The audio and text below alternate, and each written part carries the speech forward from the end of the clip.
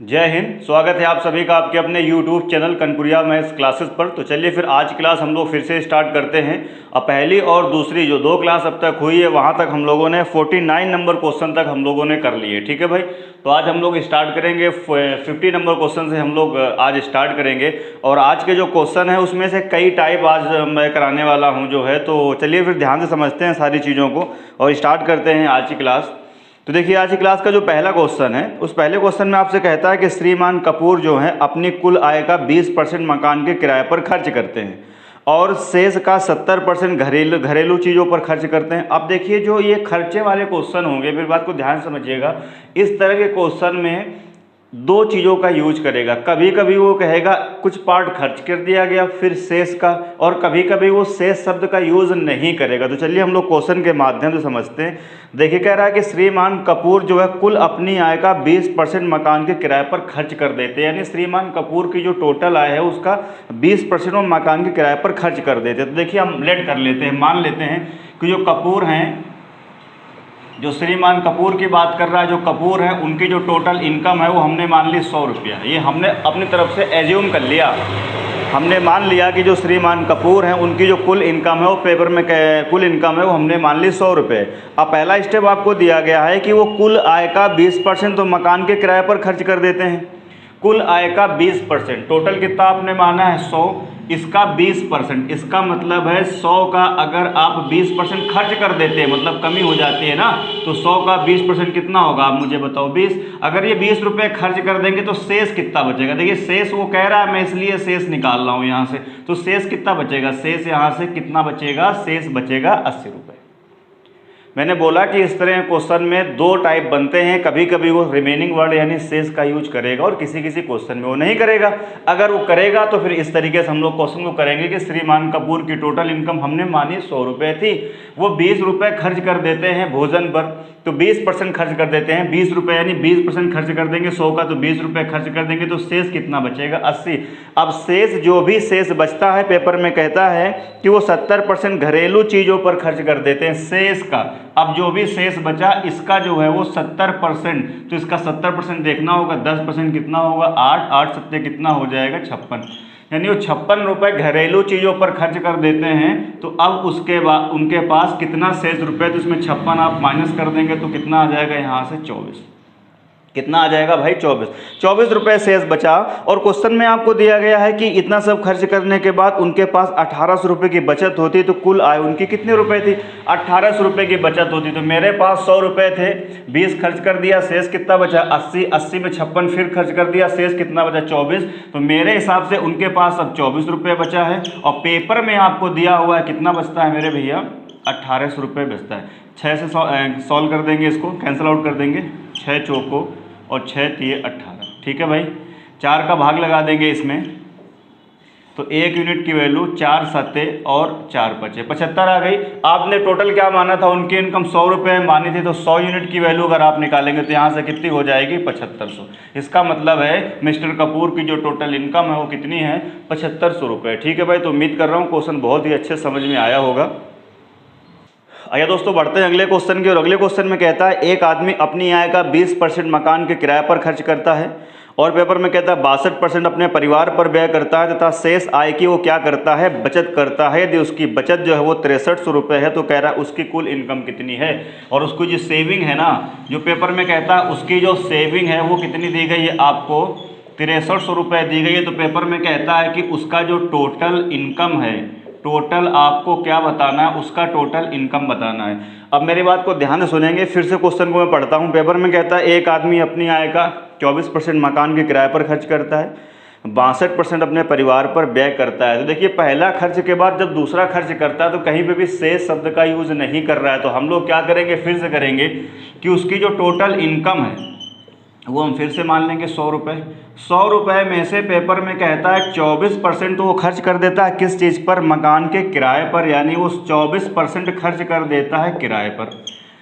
आगे पेपर में कहता है कि 62% परिवार पर खर्च कर देता है और जो 62% है 62% वो क्या करता है अपने परिवार पर खर्च कर देता है। तो देखिए इस बार पहले खर्च के बाद दूसरा खर्च की जब बात कर रहा है तो कहीं पे भी शेष शब्द का यूज नहीं आ रहा है। तो हम लोग कैसे करेंगे क्वेश्चन को, इसी से टोटल उठाते जाएंगे। देखिए 100 का 24% तो 24 यहाँ खर्च कर देगा, शेष तो बोल नहीं रहा, इसी से उठाते जाइए।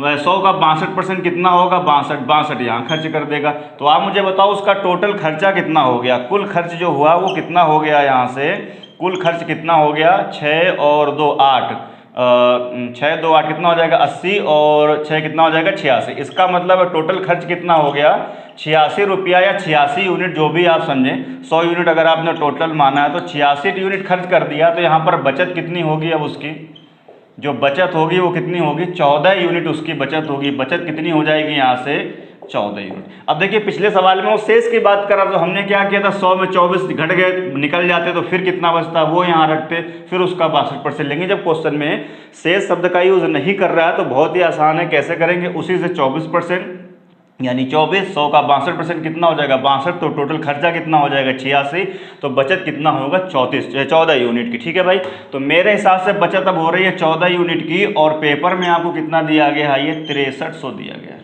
कितना दिया गया है, 6300 दिया गया है। सॉल्व करते हैं इसको, 7 दूनी 14 और 7 नम्मा 63, सही है भाई। इसको और भाग दे देंगे तो 1 यूनिट की वैल्यू यहाँ से कितनी आ जाएगी 450।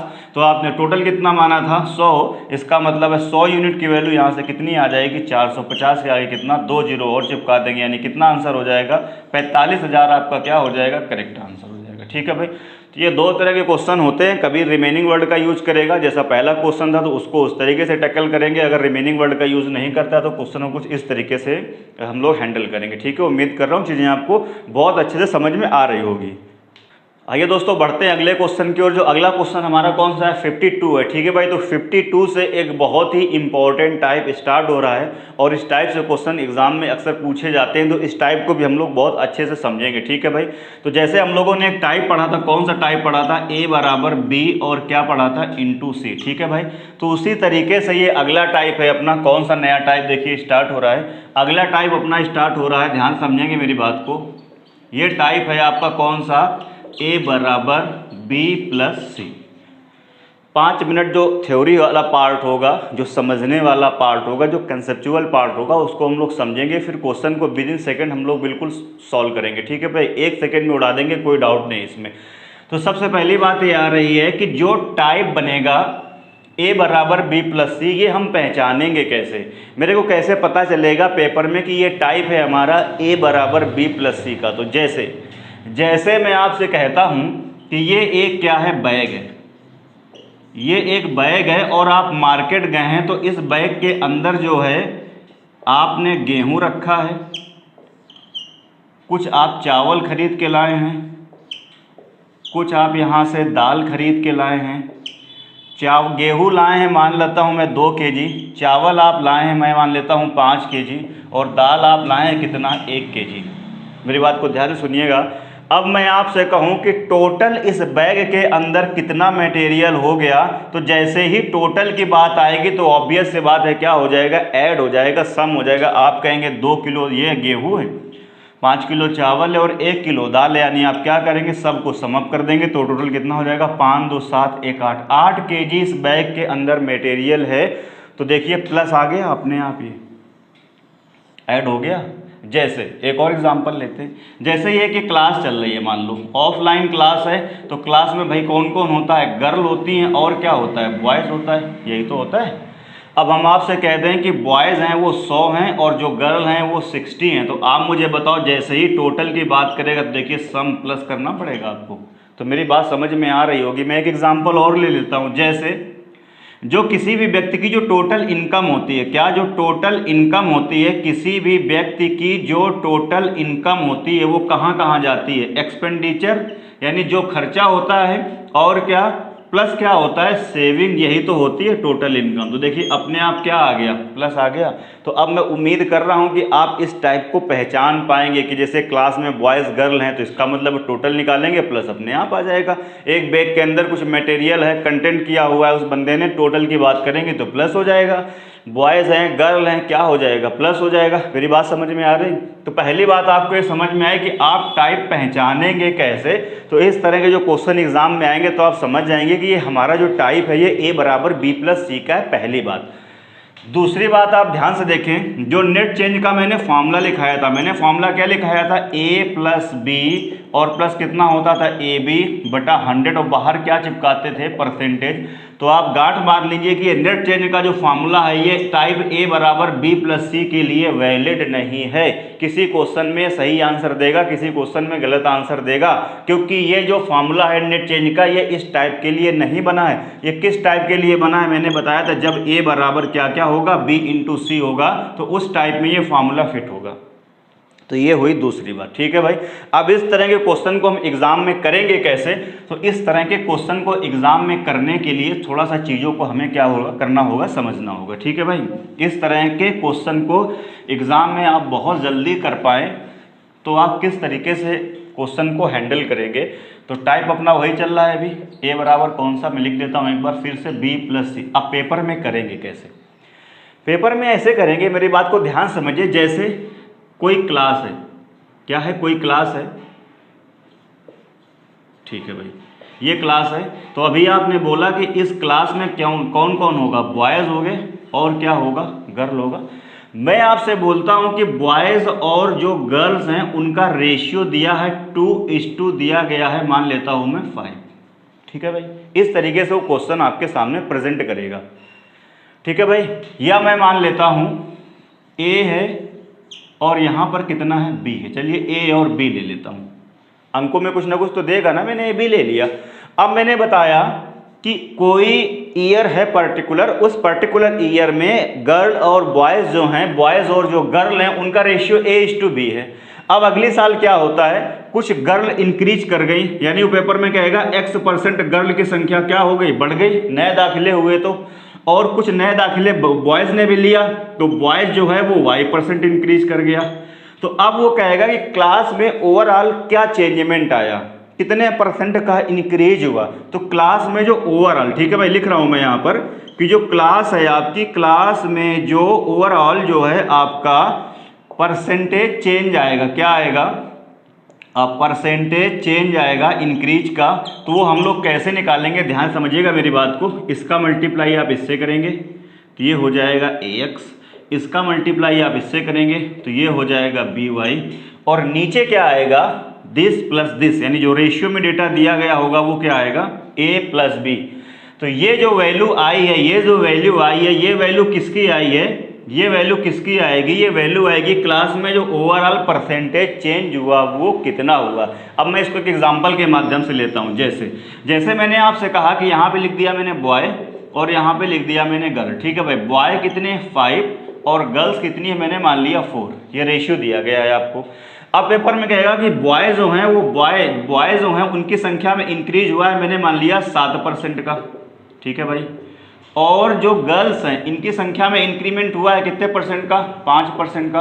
तो पेपर में कहेगा कि ओवरऑल कितने % का चेंज हो गया। तो ओवरऑल जो परसेंटेज चेंज है आपका, ठीक है भाई, जो ओवरऑल परसेंटेज क्या है, चेंज है, जो ओवरऑल परसेंटेज चेंज है मेरे भाई, तो कैसे निकालेंगे, कैसे करेंगे इसको, यानी 5 7 35 और प्लस इसका मल्टीप्लाई इसमें करेंगे तो 5 चौको 20 और डिवाइडेड बाई क्या करेंगे, रेशियो से डिवाइड करेंगे तो 5 4 कितना हो जाएगा 9, ठीक है भाई।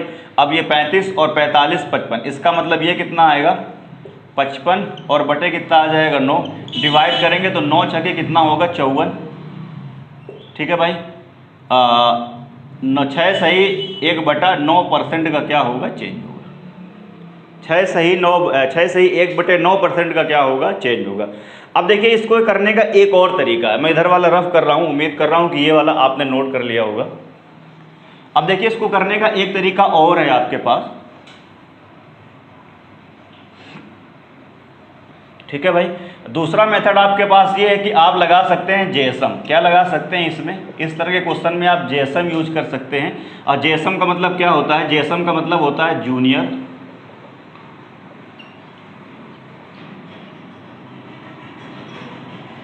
जूनियर सेटिस्फैक्शन मेथड, ठीक है भाई। क्या यूज कर सकते हैं आप, JSM यूज कर सकते हैं। A junior satisfaction method. इस बात का क्या मतलब है? इस बात का ये मतलब है कि आप मुझे बताओ कि ये यहाँ पर इधर लेता हूँ मैं फिर से, ये बॉय है और ये क्या दिया गया है, गर्ल। यहाँ रेशियो 5 है, यहाँ रेशियो 4 है। ये बढ़ा आपने बताया 7% का इंक्रीज हुआ है और इसमें हुआ है कितने परसेंट का, 5% का। तो चाहें तो आप पूरा इस तरीके से सॉल्व कर लें, या आप इसमें जेसम लगा सकते हैं, जेसम लगा सकते हैं, या कोई टीचर डेविएशन बोलेगा, अपनी अपनी लैंग्वेज है, तो जेसम लगाएंगे। तो जेसम का क्या मतलब है, आप मुझे बताओ अगर यहाँ पर 5% का चेंज हुआ है तो 5% का चेंज तो यहाँ पे भी हुआ है, बस यहाँ पर 2% क्या हो गया, एक्स्ट्रा हो गया है। बात समझे हमारी? 5% का चेंज तो गर्ल में हुआ है ना, इंक्रीज हुआ है, और बॉयज़ में कितना हुआ है, 7% हुआ है। तो 7% को मैंने ब्रेक कर दिया। यहाँ मिनिमम जो था ना, जेएसएम का मतलब क्या है, जूनियर सेटिस्फैक्शन मेथड।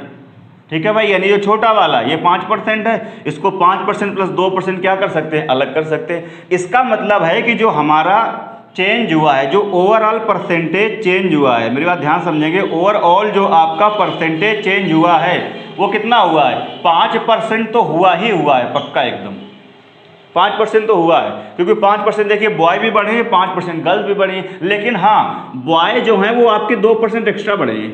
ये देखिए 2% क्या बढ़े हैं, एक्स्ट्रा बढ़े हैं। और कितने लोगों में बढ़े हैं देखिए जरा, तो 2% बढ़ा है, कितने लोगों में बढ़ा है, 5 लोगों में बढ़ा है। तो 5 दूनी कितना हो जाएगा, 10% हो जाएगा। 5 दूनी कितना हो जाएगा, 10%। मैंने क्या बोला, मैं फिर से बोलता हूँ कि 5% गर्ल बढ़ी, 5% बॉय बढ़ी, तो 5% का तो पक्का चेंजमेंट हुआ है, लेकिन कुछ एक्स्ट्रा भी हुआ है। कितना, 2% एक्स्ट्रा हुआ है। कितने लोगों में हुआ है, 5 लोगों में। तो 5 दूनी कितना हो जाएगा, 10। अब इस 10 का जो बंटवारा है ना वो सब लोगों में करेंगे, 5 यहाँ पर, 4 यहाँ पर, कितना हो जाएगा, 9। अब आप इसको जैसे ही सॉल्व करेंगे तो ये कितना हो जाएगा, 5%, और इसका इसमें डिवाइड करेंगे ना, तो डिवाइड करेंगे तो कितना होगा, 9 1 के 9, और प्लस कितना हो जाएगा, यानी 9 1 के 9 और 1, यानी ऐसे ही तो आएगा। अभी इसका मतलब प्लस ही तो होता है बीच में, तो 5 1 कितना हो जाएगा, 6। तो 6 से ही कितना आ जाएगा, 1/9%। ठीक है भाई, तो उम्मीद कर रहा हूँ ये चीज़ें आपको बहुत अच्छे से समझ में आई होंगी। ठीक है, चलिए अब देखते हैं अगला क्वेश्चन। तो आइए दोस्तों 52 क्वेश्चन की ओर बढ़ते हैं। जो मैंने भी थ्योरी आपकी समझाई है वो आगे के सारे क्वेश्चन उसी पर बेस्ड हैं। अब देखिए क्वेश्चन पढ़ते हैं आप। राम का व्यय और बचत का जो अनुपात है वो 3:2 है। यानी राम का व्यय यानी एक्सपेंडिचर, और जो पेपर में कहता है बचत यानी क्या होगी, सेविंग, उसका रेशियो कितना दिया गया है, उसका रेशियो दिया गया है 3:2 कितना दिया गया है, 2। ठीक है भाई, यानी राम जो है, राम का व्यय और बचत का जो अनुपात है वो कितना दिया गया है, 3:2 दिया गया है। क्वेश्चन में ऐसा कहता है। अब कह रहा है उसकी आय में 10% की वृद्धि हो गई।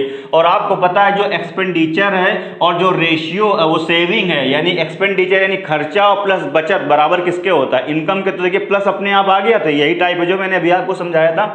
तो यहाँ पर बराबर में क्या होगा, आप मुझे बताओ, बराबर में तो इनकम होगी उसकी, यही तो है ना, खर्चा और प्लस बचत मिला के इनकम। खर्चे और बचत का अनुपात 3:2 दिया गया है। अब क्वेश्चन में कहता है कि राम की आय अगर 10% बढ़ जाए, अगर राम की जो इनकम है, जो राम की इनकम है वो 10% क्या होती है, बढ़ जाती है। ठीक है भाई, बढ़ जाने दीजिए।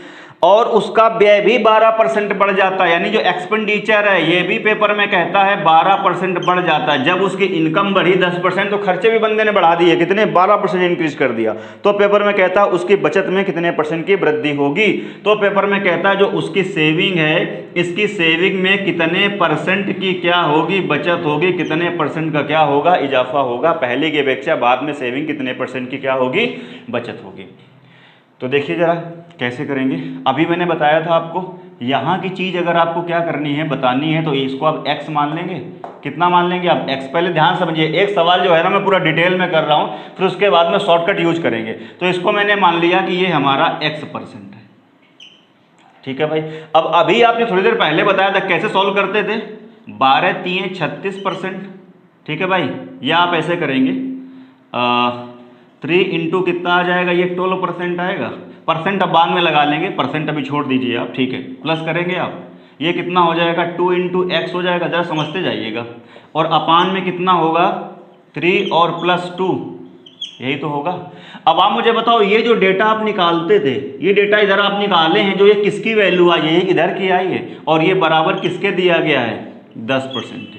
तो परसेंट हम बाद में हम लगा देंगे ना, आंसर में परसेंट बाद में लगा देंगे, भी परसेंट हटा दे रहा हूँ। ठीक है भाई, तो कुछ यही तो सीन आएगा। अब इस चीज़ को ध्यान समझिए, क्या होगा, देखिए ज़रा, इधर मल्टीप्लाई करेंगे तो ये 50 आएगा इधर, ठीक है भाई। अब इसको सॉल्व करेंगे तो ये कितना हो जाएगा 36, प्लस ये कितना हो जाएगा 2x। अब यहाँ से इसको सॉल्व करेंगे आप, कितना आ जाएगा, ये देखिए 14 आ जाएगा, और ये कितना आ जाएगा 2x, भाग लगा देंगे तो x बराबर कितना आ जाएगा 7, कितना आ जाएगा 7, और सब जगह परसेंट चल रहा था तो परसेंट लगा देंगे। तो ये देखिए इसका डिटेल मेथड है। अब डिटेल मेथड ना करके हम शॉर्टकट इसका अपनाते हैं। देखिए कैसे करेंगे आप, जो ये सब पूरा डिटेल में किया है ना, जैसे ये लिखा हुआ है पूरा डिटेल में हमने, इसी से देखिए शॉर्टकट निकल के आ जाएगा। आप कैसे करेंगे, देखिए ऐसे एग्जाम में आपको बिल्कुल भी करने की ज़रूरत नहीं है। फिर करेंगे कैसे,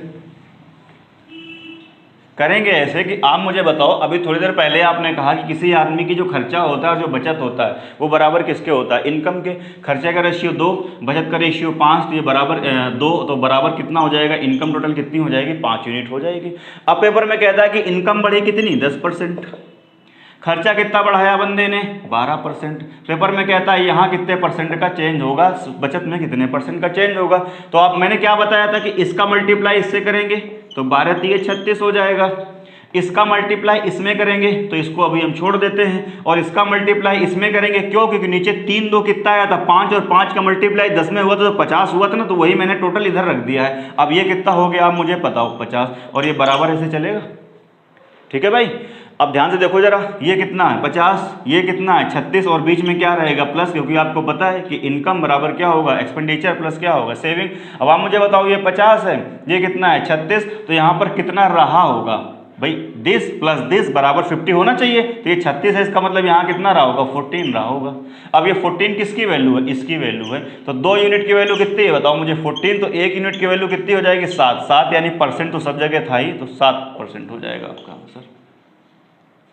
बात समझ आ रही है। इसमें बहुत सारे और भी टाइप बनते हैं, फिर देखेंगे कभी सीट वगैरह जब हम कराएंगे। अभी बुक की बात चल रही है तो बुक में जो क्वेश्चन है उनको हम लोग लेते हैं। आइए दोस्तों बढ़ते हैं अगले क्वेश्चन की ओर। अगले क्वेश्चन में कहता है 53 में कि अरविंद अपनी इनकम का 75% खर्च कर देता है और शेष बचा लेता है। तो 75% अगर वो बंदा खर्च कर देता है तो बचाएगा कितना आप मुझे बताओ 25%, ठीक है भाई। तो इन दोनों चीज़ों का रेशियो आप निकाल सकते हैं, परसेंट जब परसेंट कैंसिल आउट हो जाएगा। अब 25 एक 25 और 25 दिया कितना हो जाएगा 75। तो ये लिखने की ज़रूरत नहीं है, आप यहाँ से डायरेक्ट कर सकते हैं। 75 खर्च करेगा तो 25 बचाएगा, तो 1:2 क्या होगा 3 का रेशियो आ जाएगा। इसका मतलब है कि टोटल अगर मैं बात करता हूँ यहाँ से, तो टोटल की अगर मैं बात करता हूँ तो टोटल इनकम कितनी हो जाएगी 4 यूनिट हो जाएगी। क्योंकि अगर उसकी बचत कितनी है 1 यूनिट और एक्सपेंडिचर है 3 यूनिट, तो टोटल इनकम कितनी हो जाएगी 4 यूनिट। बहुत आसान सवाल है, सब आगे बढ़ते हैं। उसकी आय इस बार 20% हो गई, ठीक है भाई।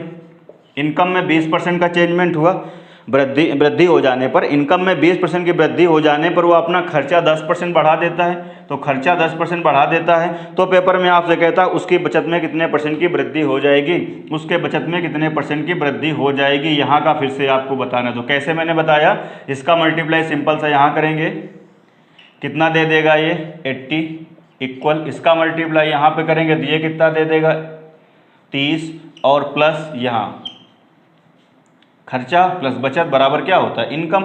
अब ये कितना है, इनकम टोटल 80 है, खर्चा कितना है 30, तो फिर जाहिर सी बात है बचत कितनी हो जाएगी 50, और 50 1 यूनिट की वैल्यू कितनी आ गई 50, और हमको 1 यूनिट की ही वैल्यू चाहिए होता है। इसका मतलब डायरेक्ट आंसर कितना, इसका मतलब है इस क्वेश्चन में पेन पेपर नहीं उठाना था आपको। 1:3, ये 20 चौको 80, 10 तियां 30, 80 - 30 तो कितना आ जाएगा 50। 50% आपका क्या हो जाएगा और डायरेक्ट आंसर हो जाएगा। आइए दोस्तों बढ़ते हैं अगले क्वेश्चन की ओर। अगले क्वेश्चन में कहता है कि ए अपने मासिक वेतन का 20% क्या करता है, बचाता है। यदि उसका मासिक व्यय जो है वो कितना है 6000 रुपये है, तो उसकी मासिक बचत कितनी है। तो बहुत ही यार देखो आसान सा सवाल है। पेपर में कहता है कि ए अपने मासिक वेतन का 20% बचाता है। हमने मान लिया टोटल अगर 100 रुपये उसकी इनकम है, तो 20% क्या करता है वो बचत करता है। 20% यानी वो क्या करता है 20% वो अपनी सेविंग करता है, तो 20 सेविंग करता है। तो इसका मतलब उसका एक्सपेंडिचर कितना हो जाएगा 80%, यानी 80 यूनिट क्या हो जाएगा उसका एक्सपेंडिचर, और सेविंग कितनी हो जाएगी 20। ये पेपर में दिया गया है। यदि उसका मासिक व्यय जो है ना वो कह रहा है 6000 रुपये हो, तो पेपर में कहता है उसकी मासिक जो है बचत कितना है। ठीक है भाई, उसका मासिक व्यय जो है वो कितना है, पेपर में कहता है 6000 रुपये। मासिक व्यय जो है वो उसका कितना है 6000 रुपये है, तो पेपर में कहता है उसकी बचत कितनी है। तो मासिक व्यय मेरे हिसाब से कितना हो रहा है 80 यूनिट, और पेपर में वो कितना दिया गया है 6000। सॉल्व कर दीजिए इसको, ठीक है भाई, सॉल्व कर देंगे इसको। अच्छा, या तो आप ऐसे देख लें, क्यों कैंसिल आउट कर रहे हैं, देखो ना कैंसिल आउट करें। पेपर में आपसे पूछ क्या रहा है, पेपर में आपसे कहता है तो उसकी बचत कितनी है। तो 80 यूनिट की वैल्यू आपको दी गई है, 20 यूनिट की वैल्यू आपको बतानी है। सिंपल किससे डिवाइड कर देंगे, 4 से डिवाइड कर दिए, तो 4 दूनी कितना हो जाएगा 8, और इसको 4 से डिवाइड करेंगे तो कितना हो जाएगा 15, आगे जो 2 जीरो आ जाएंगे। क्यों, क्योंकि 80% की वैल्यू आपको दी गई है, 20% यानी 20 की निकालना है, तो फिर इसका क्या कर देंगे, 4 से डिवाइड करें इधर, 4 से डिवाइड करें इधर, तो आंसर आपको कितना हो जाएगा 1500 यूनिट। ठीक है भाई, बहुत ही मजाक वाले सवाल हैं, कुछ है ही नहीं है इन सवालों में। ठीक है भाई, आइए दोस्तों बढ़ते हैं अगले क्वेश्चन की ओर। अगले क्वेश्चन में कहता है 2500 लोगों में से केवल 60% लोगों में बचत करने की आदत पाई गई। यदि उनमें से 30% बैंक में बचत करते हैं, 32% डाकघर बचत करते हैं और शेष जो है शेयरों में, तो शेयरों में कुल की संख्या कितनी है। पेपर में कहता है, बहुत ही आसान क्वेश्चन है, 2500 टोटल लोग हैं। उसने कहा जो टोटल बंदे हैं, जो लोग हैं वो कितने हैं, एक मोहल्ले में या एक कम्युनिटी में टोटल 2500 लोग हैं। इसमें से केवल 60% लोगों को बचत करने की आदत है। इसका मतलब है जो बचत करने वाले लोग हैं, पेपर में कहता है जो बचत करने वाले लोग हैं वो कितना है, 60% लोग ऐसे हैं जो बचत करते हैं। 60% लोग ऐसे हैं जो बचत करते हैं, तो यहाँ से निकाल लीजिए, इसका 10% कितना होगा 250, 250 10%, और 60% चाहिए तो 6 गुना कर देंगे, तो 25 6 के 150। इसका मतलब है 1500 लोग ऐसे हैं जिनमें बचत करने की आदत है। बाकी जिन लोगों में बचत करने की आदत नहीं है, उनका जो है क्वेश्चन में जिक्र नहीं कर रहा है, तो उनको हम लोग क्या करेंगे, छोड़ देंगे। कोई बात नहीं, आगे बढ़ते हैं। तो बचत करने की 60% लोगों में आदत है, तो 60% कितना हो जाएगा 2500। अब कह रहा है यदि उनमें से 30% बैंक में बचत करते हैं, इसका जो है 30% बचत करते हैं कहाँ, बैंक में। ठीक है भाई, इसी से पेपर में कहता है और 32% डाकघर में बचत करते हैं। 32% कहाँ करते हैं, डाकघर में बचत करते हैं। और जो अब इसके बाद जो शेष बचा वो कहाँ करते हैं, शेयर में बचत करते हैं। कहाँ करते हैं, शेयर में बचत करते हैं। तो कह रहा है शेयर धारकों की कुल संख्या, तो बहुत आसान है यार, 30% यहाँ निकल गया, 32% यहाँ निकल गया, 62% टोटल निकल गया, तो शेयर धारक कितने बचे, फिर 38% बचे हैं इसका मतलब। ठीक है भाई, कितने बचे हैं 38%। जाहिर सी बात है कि टोटल का जो जितने भी लोग बचत करते हैं उसका 30% बैंक में बचत करते हैं, 32% डाकघर में बचत करते हैं, तो शेष कितने बचे, यहाँ से ऐड कर लीजिए, 3 3 6 और 2 62 हो जाएगा, तो कितना बचेगा 38% लोग ऐसे हैं जो शेयर में बचत करते हैं। अब वो परसेंट में नहीं पूछ रहा है, वो किस में पूछ रहा है मेरे भैया, संख्या में पूछ रहा है। तो बचत करने वाले का 38% शेयर में बचत करते हैं, तो बचत कितने लोग करते थे 1500, उसका 38% आपको निकाल देना है। तो देखिए 40% आप निकालेंगे, अगर इसका कितना निकालेंगे 40%, अगर इसका 40% अगर आपको चाहिए तो 40% कितना होगा, देखिए 10% 150, उसका 4 गुना कर देंगे तो कितना हो जाएगा 600, यानी जो आंसर के करीब होगा। आंसर किससे करीब होगा, 600 के करीब होगा। ये देखिए 600 से बहुत ज़्यादा, ये 600 से बहुत ज़्यादा, ये 600 से बहुत छोटा है। 570 क्या हो जाएगा आपका करेक्ट आंसर हो जाएगा। 40% मैंने निकाल के टिक कर दिया है। अगर आप एग्जैक्ट 38% निकालना चाहते हैं तो 40% ये हुआ, और 38% का मतलब है कि 2% 40 में कम करना होगा, तो 1% 15 और 2% 30। तो इसमें क्या करेंगे, इसमें 2% आप क्या कर देंगे, 2% आप माइनस कर दिए, तो यहाँ कितना बच जाएगा 38%, और यहाँ 2% की वैल्यू कितनी हो रही 30, 30 माइनस कर देंगे तो कितना हो जाएगा 570। तो करेक्ट आंसर कितना हो जाएगा 570। लेकिन पेपर में हमें समय बचाना होता है, तो ये सब आप मत करिए। 40% की वैल्यू 600 है, 38% क्या होगा 600 से थोड़ा सा कम होगा, तो थोड़ा सा कम देखिए, ना तो ये आंसर है ना तो ये है, ये बहुत ज़्यादा कम है, तो करीब में कौन सा है 570। ठीक है भाई, आइए दोस्तों बढ़ते हैं अगले क्वेश्चन की ओर। अगले क्वेश्चन में फिर से आपसे कहता है कि एक आदमी ने अपनी पूंजी का 1/3 भाग 7% पर अपनी टोटल कैपिटल का 1/, पेपर में कहता 3 भाग जो इन्वेस्ट किया किस पर, 7% पर। 1/4 भाग 8% पर, पेपर में कहता है, और 1/4 भाग जो है वो इन्वेस्ट करता है 8% पर, और शेष जो है वो 10% पर निवेश करता है। और उसके बाद जो यहाँ पर शेष उसकी पूंजी का भाग बचा है वो निवेश करता है किस पर, 10% पर निवेश करता है। यदि उसकी वार्षिक आय 561 रुपये है तो उसकी पूंजी कितनी है, पेपर में कहता है उसकी जो वार्षिक आय है, जो उसकी इनकम है, वो पेपर में कहता है अगर 561 रुपये है तो कह रहा है उसकी पूंजी कितनी है, यानी उसका कैपिटल कितना है, आपको कैपिटल बताना है। कितना है। ठीक है भाई, उम्मीद कर रहा हूँ क्वेश्चन आपको समझ में आया होगा। मैं फिर से एक बार समझा देता हूँ। उसकी जो भी टोटल कैपिटल है उसका 1/3 यानी तिहाई इन्वेस्ट करता है 7% पर। उसकी जो भी टोटल कैपिटल है उसका इन्वेस्ट करता है 1/4 8% पर। फिर जो रिमेनिंग पार्ट यहाँ पर बचेगा वो इन्वेस्ट करेगा 10%। इस तरीके से जब वो अपना धन टोटल इन्वेस्ट कर देता है तो उसको साल भर में जो ब्याज मिलता है, जो इनकम फ़ायदा होता है वो 561 रुपये का है। तो पेपर में कहता है कि उसकी टोटल कैपिटल कितनी है। अब देखिए इस तरह के क्वेश्चन में जो फसाद की जड़ होती है, ठीक है भाई, वो क्या होता है, ये नीचे वाले जो है ना यही झगड़ा करा रहे हैं। तो आप क्या करिए कि उसकी जो टोटल कैपिटल है, टोटल कैपिटल जो है ना, इस तरह के क्वेश्चन में जब भी टोटल कैपिटल मानिए तो इन दोनों का मल्टीपल मानिए। एक ऐसी संख्या है टोटल कैपिटल मानिए जिसमें 3 का भी भाग जाए और 4 का भी भाग जाए। तो 3 और 4 दोनों का भाग जाए तो दोनों का एलसीएम कितना होगा, 12। इसका मतलब है हमने टोटल कैपिटल कितना मान लिया है, 12 यूनिट हमने टोटल जो है कैपिटल मान लिया कि उस आदमी की जो टोटल पूंजी है वो 12 यूनिट है।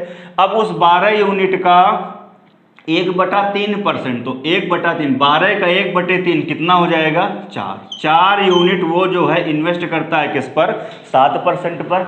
इस 12 यूनिट का 1/4, तो 4 3 12, 3 यूनिट वो इन्वेस्ट करता है कितना, 8% पर। अब शेष कितना बचा, तो 4 यहाँ और 3 यहाँ, 7, और टोटल कितना है 12। तो रिमेनिंग कितना बचा, 5 यूनिट शेष बचा, वो इन्वेस्ट करता है 10% पर। अब इसको आप सॉल्व कर लीजिए, देखिए जरा यहाँ से।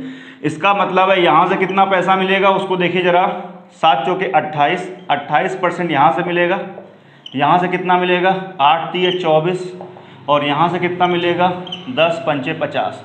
तो इस तरीके से टोटल कितना हो गया देखिए उसका, 50 ये हो गया, और 20 70, और 20 कितना होगा 90, और 8 4 12। तो 90 और 12 कितना हो जाएगा, 102। इसका मतलब है कि टोटल जो है उसको जो है यहाँ से 102% मिलेगा, और पेपर में कहता है कितना मिलता है जी, ये 561। इस तरीके से जब इसको आप ऐड करेंगे तो 102% की वैल्यू कितनी आ जाएगी, 561 आ जाएगी। 17 से कैंसिल आउट हो जाएगा, ये 17 छक्का 102, तो 6% आ जाएगा ये। और इसको भाग लगाएंगे तो 17 3 51, और फिर से 5 बचेगा, 17 3 51। आप ध्यान से समझिएगा जरा, 12 ये यूनिट है, 12% नहीं है, 12 यूनिट है। तो परसेंट हटाएंगे तो नीचे कितना आ जाएगा, देखो 100 आ जाएगा, वो 100 इधर चला जाएगा। ठीक है भाई, तो इस तरीके से हो गया। अब 6 यूनिट की वैल्यू आपके पास है, 12 बनाना है, तो आप क्या करेंगे, इधर डबल कर देंगे तो यहाँ कितना हो जाएगा 12, और यहाँ भी आप क्या कर देंगे, डबल कर देंगे तो इधर कितना हो जाएगा 66, और 2 जीरो चिपका देंगे। तो आपके सवाल का करेक्ट आंसर कितना हो जाएगा, 66। सो आपके क्वेश्चन का क्या हो जाएगा, करेक्ट आंसर हो जाएगा। आइए दोस्तों बढ़ते हैं अगले क्वेश्चन की ओर। अगले क्वेश्चन में कहता है कि एक व्यक्ति अपनी आय का 75% राशि क्या करता है, खर्च कर देता है। ठीक है भाई, तो फिर से वही क्वेश्चन है पुराना वाला जो अभी हम पढ़ रहे थे। किसी भी व्यक्ति की जो इनकम होती है वो बराबर किसके होता है, एक्सपेंडिचर, और क्या होता है, सेविंग। ठीक है भाई, तो ये वही प्लस वाला टाइप है। 75% राशि वो खर्च कर देता है। इसका मतलब है 75% अगर वो खर्च कर देगा तो बचत कितना हो जाएगा उसका, 25%। तो यहाँ से मेरे भैया अगर हम रेशियो निकालेंगे तो रेशियो कितना हो जाएगा, 3:1 का रेशियो आ जाएगा। तो इस तरीके से 3 यूनिट उसका एक्सपेंडिचर है, 1 यूनिट उसका सेविंग है, तो 4 यूनिट उसका क्या हो जाएगा, टोटल इनकम हो जाएगा। अब आगे देखिए, कहता है उसकी आय जो है वो बढ़ गई है 20%, इनकम बढ़ गई 20%। जब इनकम 20% इंक्रीज कर गई तो बंदे ने क्या किया, 15% में अपने क्या करा, खर्चे की वृद्धि कर दी है, खर्चे की वृद्धि कर दी है। तो पेपर में कहता है बचत में कितने % की वृद्धि होगी। तो अब यहाँ वाला डेटा आपको क्या करना है, बताना है कि बचत में कितने % की वृद्धि होगी।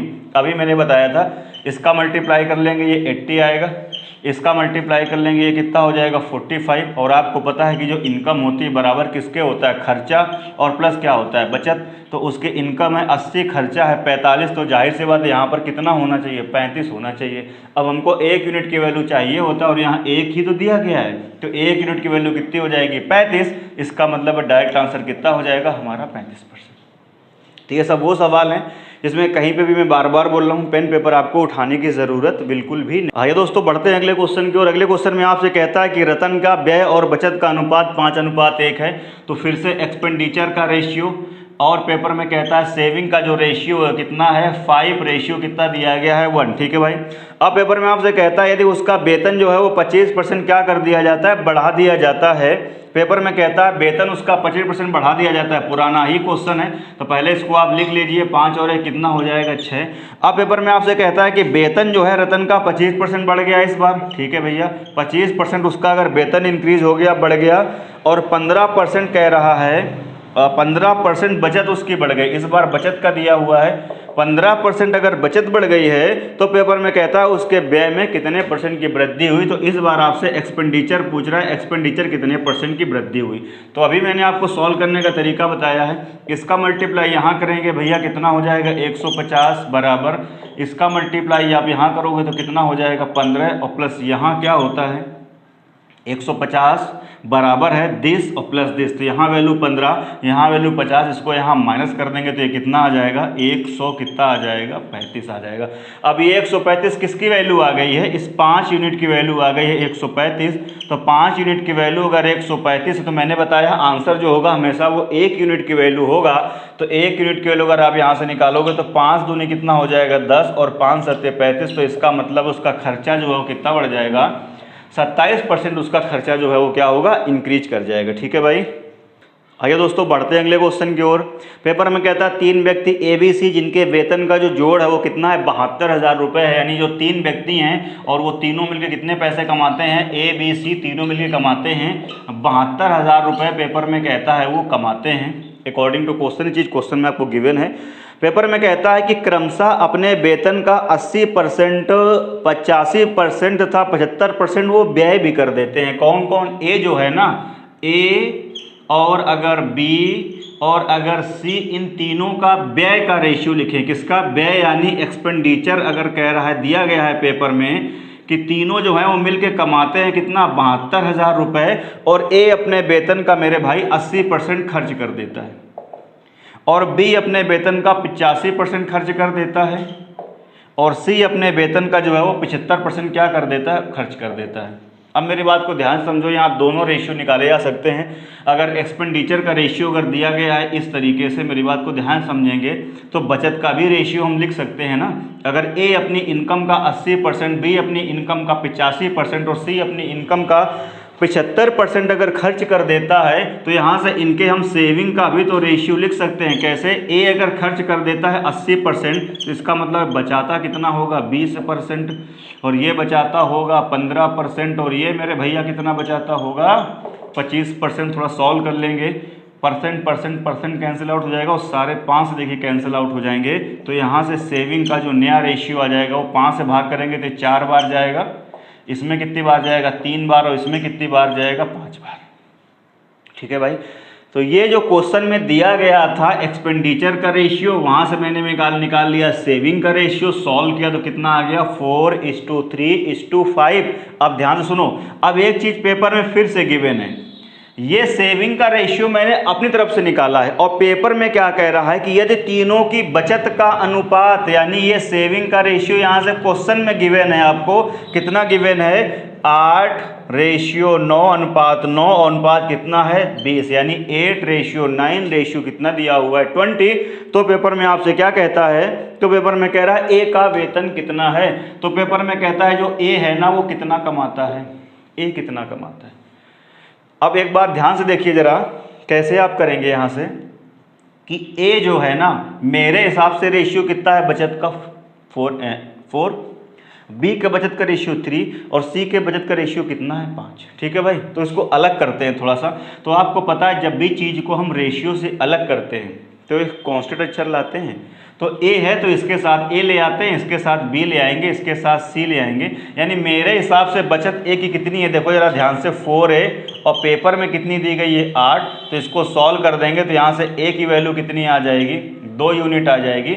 इसी तरीके से अब डायरेक्ट मैं कर रहा हूँ 3b बराबर कितना होगा 9, तो b बराबर यहाँ से कितना आ जाएगा मेरे भाई 3, और ये देखिए 5c बराबर कितना होगा 20, तो यहाँ से c बराबर कितना आ जाएगा 4। कितना आ जाएगा, 4 आ जाएगा। अब देखो यहाँ पे दिया क्या गया है क्वेश्चन में, मेरे हिसाब से ए 2 यूनिट, बी 3 यूनिट, सी कितना 4 यूनिट, तो यहाँ से 4 3 7 2 9, मेरे हिसाब से तीनों मिलकर कितना कमाते हैं 9 यूनिट, और पेपर में कह रहा है ये कमाते हैं कितना 72,000, भाग लगा देंगे यहाँ से, तो 1 यूनिट की वैल्यू कितनी आ जाएगी यहाँ से 8,000। अब कह रहा है ए कितना कमाता है, तो ए कमाता है 2 यूनिट, तो 2 यूनिट की वैल्यू यहाँ से कितनी हो जाएगी मेरे भैया 16,000 रुपये, यानी बी पार्ट क्या हो जाएगा, करेक्ट आंसर। हो सकता है पेपर में अगर वो बी का पूछता तो 8 से 24,000, और सी का पूछता तो कितना हो जाता 8 चौको 32,000। ठीक है, तो उम्मीद कर रहा हूँ क्वेश्चन आपको बहुत ही अच्छे समझ में आ रहे होंगे और आपको मज़ा आ रहा होगा।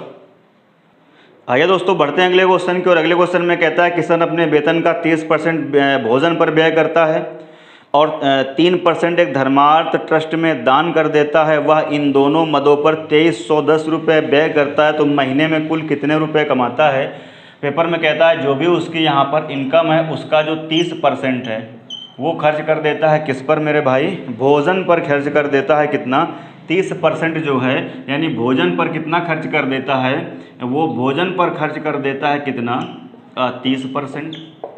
और उसकी जो भी इनकम है, अब देखिए शेष शब्द नहीं कह रहा तो वहीं से उठाते चलेंगे सीधे, 30% भोजन पर, 3% यानी धर्मार्थ ट्रस्ट पर, इसका मतलब है वो एक ट्रस्ट है, ट्रस्ट पर दे देता है कितना परसेंट, 3% वो ट्रस्ट पर दान दे देता है। इन दोनों मदों पर व्यय कितना करता है, 2310 रुपये व्यय करता है। ठीक है भाई, तो किसी भी बंदे की जो टोटल इनकम होती है वो 100% होती है भाई, 100 मान के भी कर सकते हैं, 100% से भी कर सकते हैं, बात एक ही है। तो खर्चा टोटल कितना कर रहा है, देखो यहाँ से जो उसका व्यय हुआ या खर्चा हुआ वो कितना हुआ, भोजन पर 30%, ट्रस्ट पर 3%, तो टोटल कितना व्यय हुआ है 33%। तो 33% टोटल व्यय हुआ है, जबकि पेपर में आपको दिया गया इन दोनों मदों पर वो 2310 रुपये व्यय कर देता है।